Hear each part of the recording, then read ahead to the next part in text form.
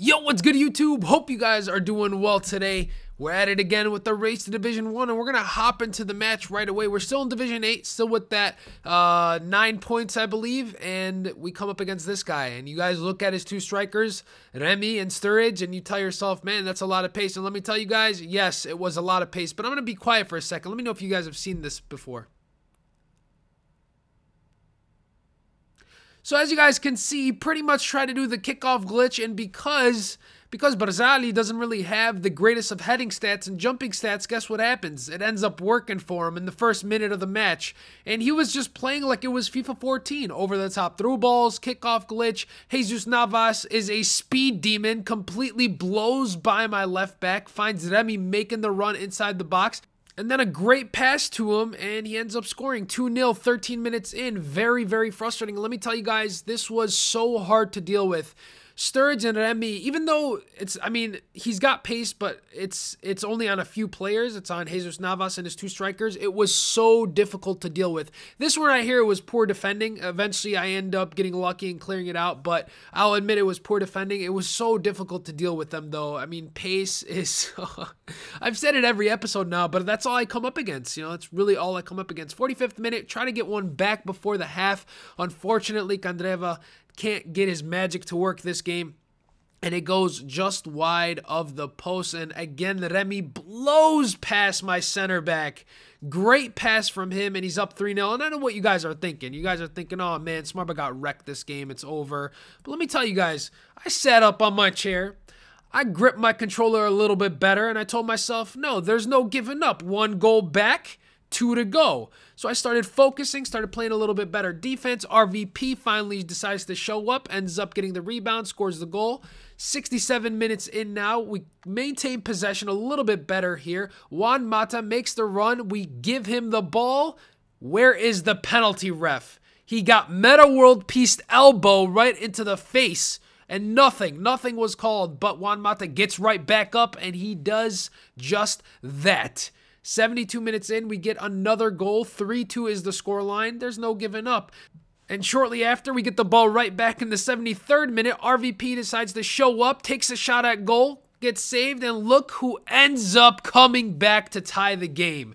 3 goals in succession, back to back to back, but look what happens once again. He tries the kickoff glitch, and once again, I cannot get a good header on the ball, and he ends up just getting the ball right back and scoring. Now, I know what you're going to say. You're going to say, man, that's not the kickoff glitch. Well, I know it's not, but it gave him the ability to get possession in my box right from kickoff, and it was really, really frustrating to lose a game like that. I was so disappointed in myself. I really thought I was going to come back and win that game. RVP ended up scoring 2 goals, and I almost came back. You guys saw he had 12 shots as well. He had a lot of shots on target, and that's going to be another loss into this division.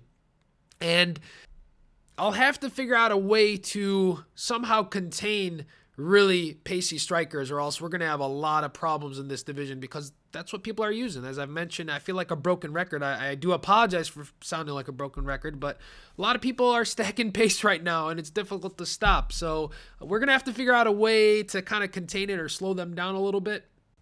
And a lot of people will say get quicker center backs, but to be honest with you guys, I mean, my center backs they've got over 70 pace each, so I don't even think that's it. I think it's just you got to be in better positioning, you got to anticipate it coming. But diving in right into our next match here, 4-4-2 BPL team against our side, still using our 4-2-3-1 Serie A BPL hybrid, and he gets me on a counterattack here. I lose possession of the ball in the midfield, and it is absolutely deadly if you lose possession in the midfield, because they can counterattack just like that.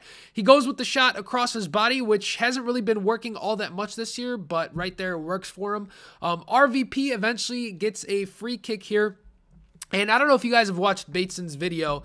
He's got this kind of free kick strategy that he uses where he bends it around the wall and it does a power shot. So I said, hey, let me try it with RVP. Maybe it'll work. And I only put 2 bars on it, which I think was enough, but it didn't curl enough. It didn't curl around the wall. You see, it's just wide of the post there. Unfortunate for us that we didn't get to score.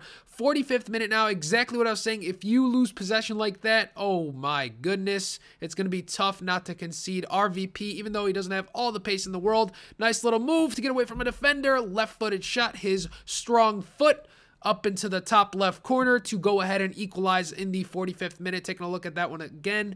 Very, very nice play by RVP. Now, I really tried to make a commitment this game to control the tempo. You guys know I'm a player who likes to be able to control the game, pass around. And one thing, Hazard was just, he's lost in this formation until I'm going to show you guys what I'm going to do tomorrow to go ahead and fix that. But right there, Mata ends up getting the rebound. We take the 2-1 lead. And I felt pretty comfortable until this happened. Now, Barzagli, it's just his heading is so terrible that over-the-top through balls work. You guys see Lukaku just outpaces him and then ends up finishing the... Jeez, Rocky, what are you doing? Snorting all over the place. You guys hear him in the back? Jeez, trying to interrupt my video, man. That's my dog, by the way, for those of you guys who don't know. Anyways, he ends up equalizing the game, and at that point, it was, I still felt comfortable. I felt like I was in control of this match, even though he ended up scoring 2 goals. He didn't really have much possession. He didn't really get chances on goals, so I felt, you know, a goal was coming. A goal was coming.